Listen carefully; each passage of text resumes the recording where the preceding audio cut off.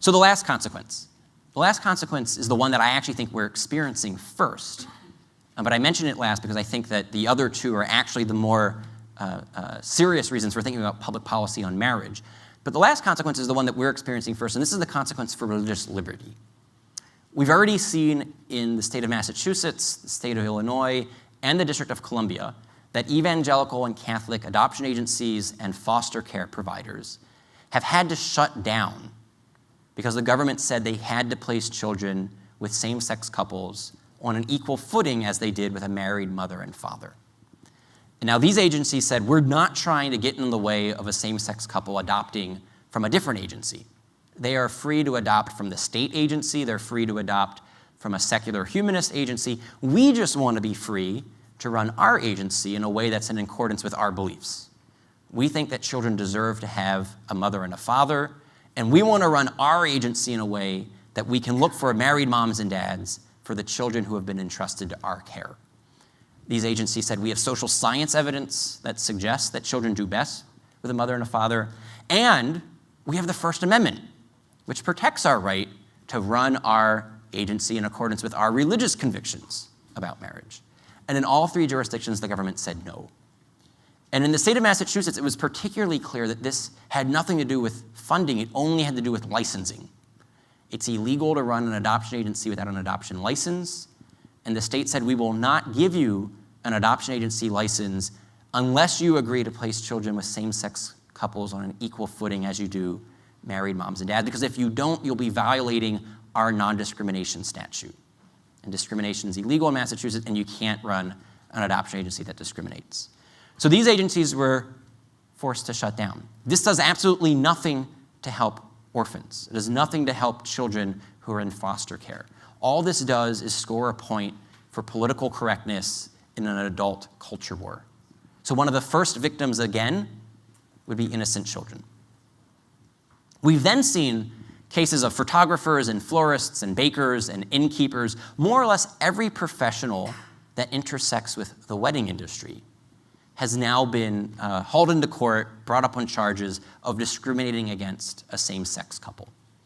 And what's worth pointing out here is not a single one of these cases, not a single case that has been brought to media attention that I know of, and I try to follow this stuff pretty carefully, has been the case of a baker, a photographer, a florist, an innkeeper saying we don't serve gays or lesbians. There's not a single case of that we know of. Each and every time it was only about same-sex marriage. The photographer has no problem taking pictures at a birthday party for someone who's gay or lesbian. The baker has no problem baking the birthday cake for a gay or a lesbian couple that's having a birthday party. The florist has no problem making a bouquet of flowers get well soon if the person who is buying the flower happens to be gay or lesbian.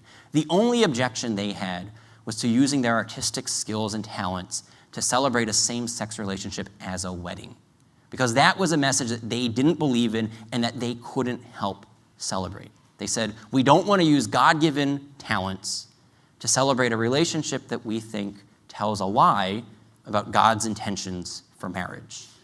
And they simply asked to be left free to run their business in accord with their values. In all of the cases that have been cited, the same-sex couple found someone else to bake the cake, to take the pictures, to make the floral arrangements. It's not as if conservative Catholics and evangelicals have a monopoly on wedding photography and cake baking.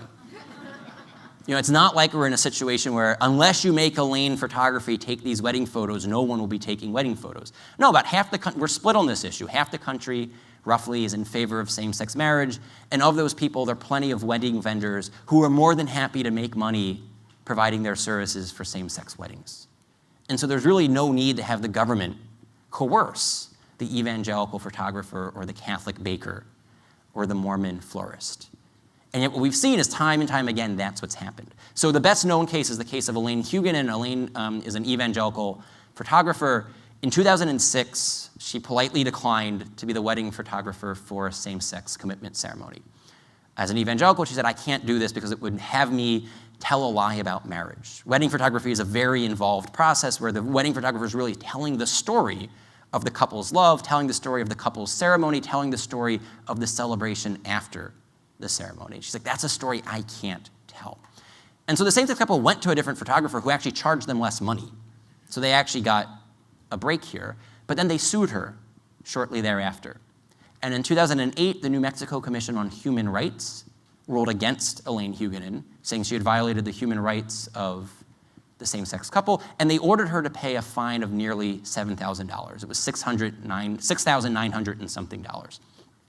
She then appealed this to the New Mexico Supreme Court, the state Supreme Court, and she was represented by Alliance Defending Freedom, who we have some representatives of that organization with us here today. One of their lawyers spoke last night at the opening dinner. And what they argued before the New Mexico Supreme Court was that Elaine's not trying in any way to infringe the rights of the same-sex couple. They're free to get married in the church of their choice or in the banquet hall of their choice. They can have a photographer, a baker, a florist do it if they want to. But freedom's a two-way street. We live in a live and let live society. Don't force Elaine to do this. And oddly enough, so the court decided against Elaine. The court sided with the same-sex couple. And in one of the concurring opinions, one of the judges wrote that the price of citizenship is that Elaine has to take these pictures.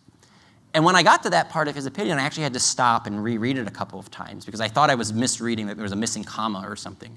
Because I thought he was going to say the price of citizenship is that the same-sex couple should just go to a different photographer.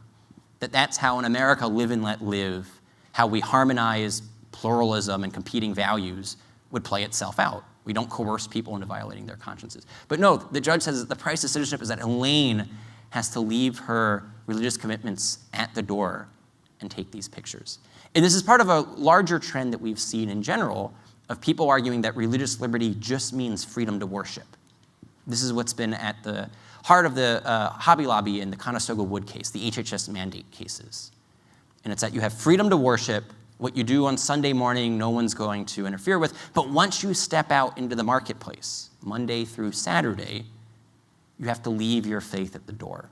That if you're on Main Street or on Wall Street, you can't live out your faith in your profession. That's not what the free exercise of religion is about. That's what freedom of worship is about. The free exercise of religion, as the founders intended it, was that the state wouldn't coerce people into violating their consciences. But that'll be, I think, one of the first consequences that we see with the redefinition of marriage, coupled with these sexual orientation and gender identity non-discrimination statutes, is that they will use the law to coerce people into celebrating and treating a same-sex relationship as if it's a marriage, even when it violates their consciences. So with that, it looks like we have about half an hour for questions, and I'd be happy to provide answers if you can provide questions.